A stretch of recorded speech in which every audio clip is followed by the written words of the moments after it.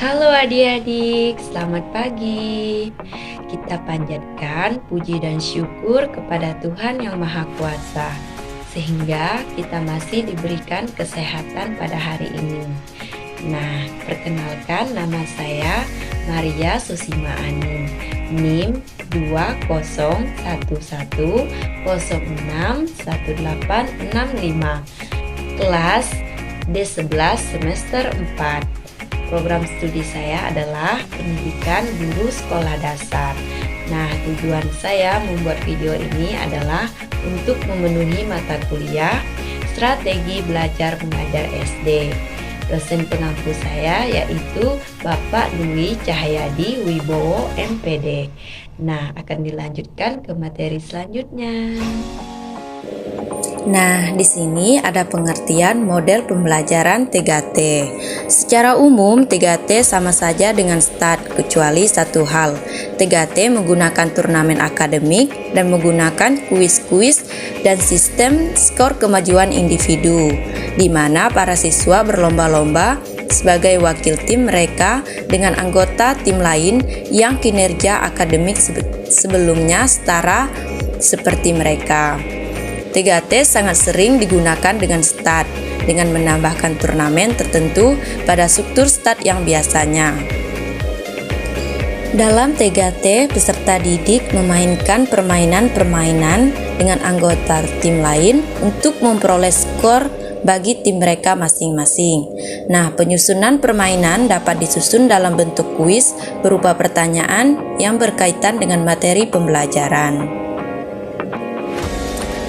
Model pembelajaran 3T adalah kegiatan pembelajaran yang melibatkan belajar kelompok secara heterogen, baik dari latar maupun prestasi akademik, dan menempuh permainan seperti games, serta turnamen atau kompetisi tersistematis yang akan memberikan skor, klasmen, dan juara bagi individu atau kelompok yang berhasil mendapatkan skor terbaik untuk menumbuhkan rasa senang dan motivasi dalam belajar. Pengertian di atas diperkuat oleh pernyataan Salvin. Ia mengemukakan bahwa 3T adalah pembelajaran komparatif yang menggunakan turnamen akademik, kuis-kuis, dan sistem skor kemajuan individu, di mana para siswa berlomba sebagai wakil tim mereka dengan anggota tim lain yang kinerja akademik sebelumnya setara seperti mereka. Nah, di sini ada langkah-langkah model pembelajaran 3T. Dalam langkah-langkah model pembelajaran 3T adalah sebagai berikut. Yang pertama adalah presentasi di kelas atau klasikal. Nah, guru memberikan penjelasan mengenai materi apa yang akan digunakan dalam kegiatan 3T. Kegiatan ini merupakan pengajaran langsung seperti ceramah atau klasikal yang diiringi diskusi pelajaran untuk memperdalam dan mengulas dan mempelajari materi secara komparatif.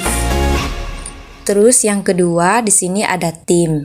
Nah, di dalam tim ini yang dimaksudkan adalah belajar bersama dalam tim untuk mempersiapkan diri agar bisa mengikuti games akademik. Kelompok yang terbentuk dan terdiri dari berbagai kemampuan akademik atau heterogen. Penentuan kelompok yang heterogen dapat diikuti dengan langkah-langkah berikut.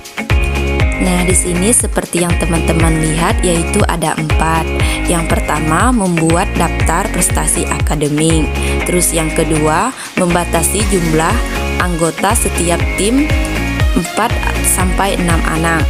Nah, yang ketiga, memberikan nomor kepada siswa mulai dari yang paling atas, misalnya seperti 1, 2, dan 3. Terus yang keempat, membentuk tim heterogen atau jenis kelamin, etnis, agama, dan kemampuan akademik. Nah, yang ketiga di sini yaitu ada games atau permainan. Di dalam games terdiri atas pertanyaan-pertanyaan yang kontennya relevan dan dirancang untuk menguji pengetahuan siswa yang diperolehnya dari prestasi di kelas dan pelaksanaan tugas kerja tim. Pertanyaan-pertanyaan beserta jawaban telah disediakan dan sudah diberikan nomor. Games dimainkan di atas meja yang terdiri dari masing-masing perwakilan tim yang bersangkutan. Nah, Lanjut di sini yaitu ada turnamen. Di dalam turnamen ini setelah kita membentuk tim, anak-anak mulai berkompetensi dalam turnamen. Penentuan turnamen ditentukan dengan cara homogen dengan langkah-langkah sebagai berikut. Yaitu ada 3 langkah.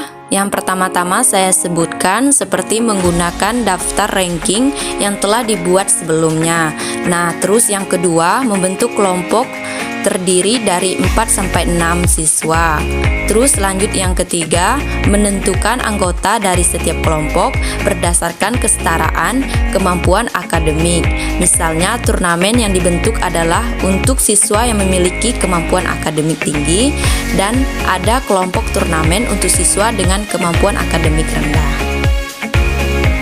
Nah, tentunya di sini ada langkah-langkah penyelenggaraan turnamen. Setelah menentukan kelompok sampai selesai, siswa duduk di atas bangku turnamen yang telah disediakan. Berikut adalah langkah-langkah turnamen dalam 3T. Nah, yang pertama-tama saya sebutkan yaitu menyiapkan lembar soal dan lembar jawaban yang telah diberikan nomor. Terus yang kedua, meletakkan kembali soal dan jawaban di atas meja turnamen. Yang ketiga, menentukan pembaca soal, pemain, dan penantang. Terus yang keempat, pemain 1 mengambil nomor soal dan memberikannya kepada pembaca soal. Yang kelima, pembaca soal mengambil soal sesuai dengan nomor yang sudah ada. Terus yang keenam, pemain 1 wajib membaca soal. Jika pemain 1 tidak dapat menjawab soal, maka pemain yang lain dapat menjawab soal.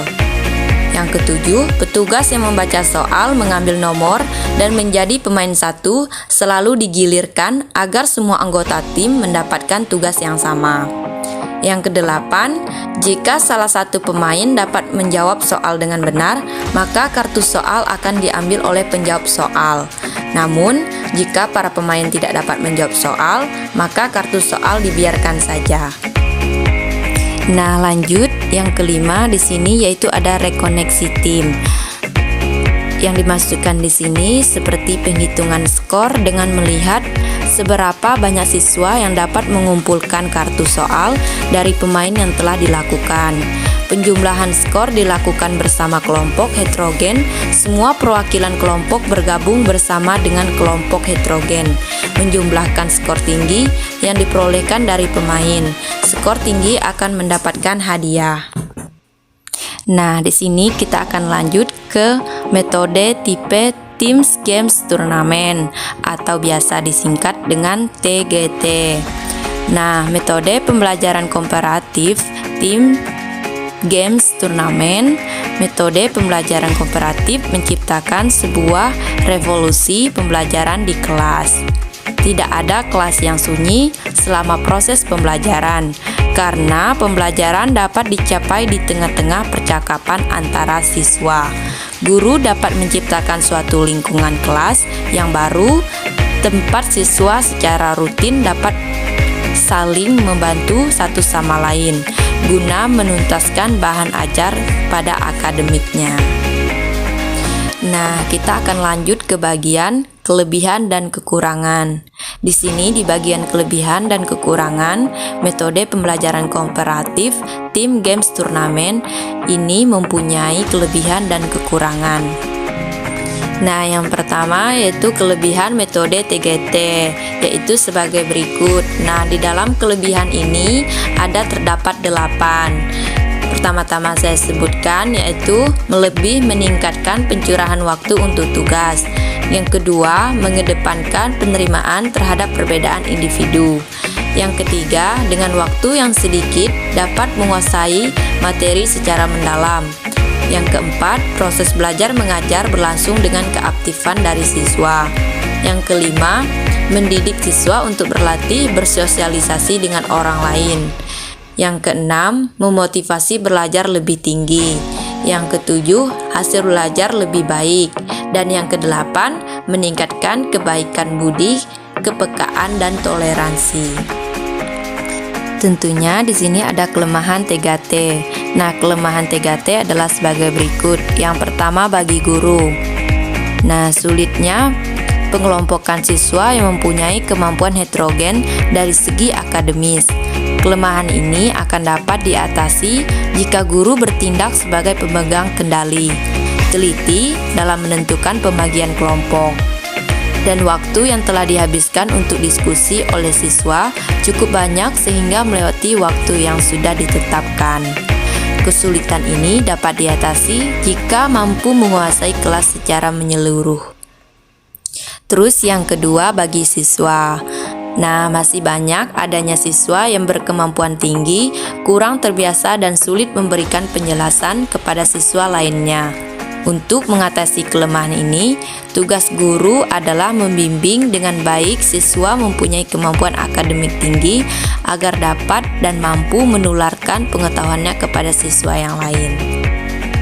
Nah, tentunya di sini ada contoh penerapan dalam Teams Games Turnamen. Di dalam contoh ini terdapat 4 contoh. Nah, yang pertama-tama, langkah-langkah model pembelajaran komparatif tipe Teams Games Turnamen mengikuti urutan sebagai berikut: pengaturan klasikal, belajar kelompok, turnamen akademik, penghargaan tim, dan pemindahan atau bumping. Terus yang kedua, pembelajaran diawali dengan memberikan pelajaran. Selanjutnya, guru memberikan pengumuman kepada siswa bahwa akan dilaksanakan model pembelajaran komparatif tipe Teams Games Turnamen. Terus yang ketiga, guru memberitahukan kepada siswa bahwa mereka akan bekerja sama dengan kelompok belajar yang dibentuk oleh guru. Kelompok belajar tersebut dibentuk secara heterogen berdasarkan kemampuan akademik siswa. Terus yang keempat, siswa bermain dalam meja turnamen mewakili kelompoknya. Setiap meja turnamen terdiri atas 3-4 siswa yang memiliki kemampuan setara. Kelompok yang mendapatkan nilai tertinggi akan memperoleh penghargaan. Terima kasih adik-adik telah mendengarkan video dan materi yang telah saya sampaikan tadi.